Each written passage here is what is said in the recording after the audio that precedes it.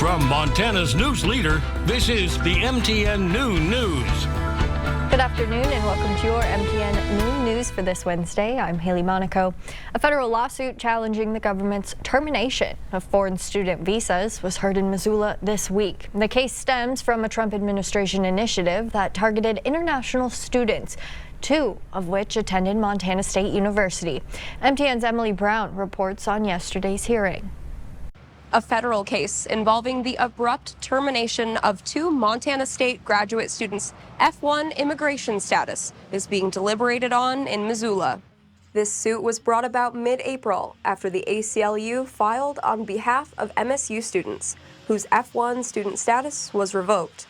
On Tuesday, Judge Dana Christensen presided over the defense's motion to dismiss hearing. The defense stated that the federal government, quote, ran into a buzzsaw of lawsuits after the March 2025 Student Criminal Alien Initiative, known as SCAI, began. Through SCAI, federal agents search names of foreign students through the National Criminal Information Center's database. That tracks encounters with law enforcement. Research returned thousands of hits, which then prompted termination of what's called SEVIS, or Student and Exchange Visitor System records. Universities nationwide sent letters to foreign students warning deportation. Then, in April, the ACLU's lawsuit on behalf of the graduate students began. Later that month, the government reversed course and temporarily restored the SEVIS records. Fast forward to December 2nd, where the defense urged dismissal without prejudice, since they say the government has no intent to engage in similar conduct. Prosecution rebutted that, quote, immigrants will continue to be in the crosshairs, and they say the government still can terminate records, even if there is no plan to do so at the moment. We'll keep you updated on Judge Christensen's decision. In Missoula, Emily Brown, MTN News.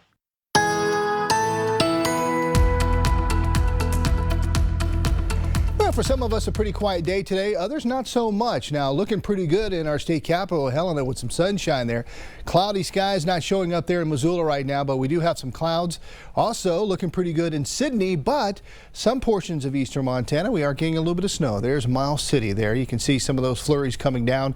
In fact, eastern Montana, northeastern corner of the state, are colder spots right now. In the teens, you actually may not get much warmer than you are right now. In fact, a lot of us may not get much warmer than we are right now. We had that trough come through yesterday, giving us the snow. Some areas even seeing a little bit of rain, also bringing in the colder temperatures. But you can see really around the divide and areas west are warmer spots. Details coming up. Across the state, real estate agents are warning each other about a new online scam. Hackers posing as potential buyers. MTN's Megan Elaine shows us how these scammers are targeting local agents in Bozeman and what you can do to protect yourself. Do you use the internet? I know I do, and many people do, whether it's for fun or for your job. But if you are anywhere online, you could be the victim of a cybersecurity attack.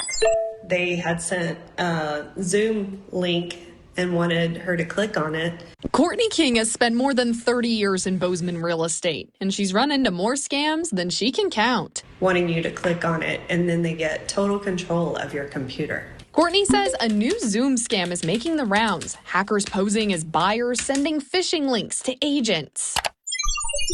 From landline scams in the 90s to today's AI-driven attacks, she says agents need more transparency than ever.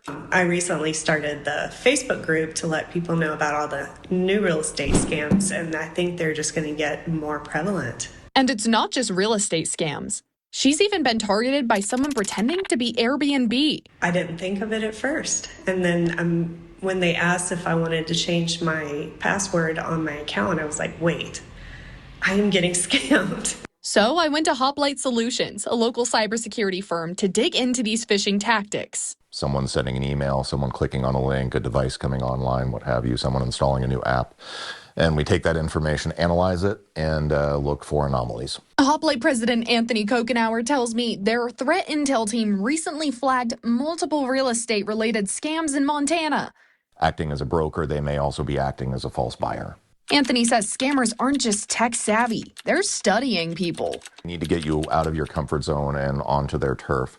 And to do that, it's typically a phone call, an email, Zoom on the more advanced side. And in jobs like real estate, they want to fool you. They want you to ignore what would normally be an office phone number or cell phone that you may be able to look up or be familiar with. With phishing link scams, hackers have never had it easier. Cloning an email, cloning a website, these days takes usually a matter of minutes. So how do you spot a phishing link?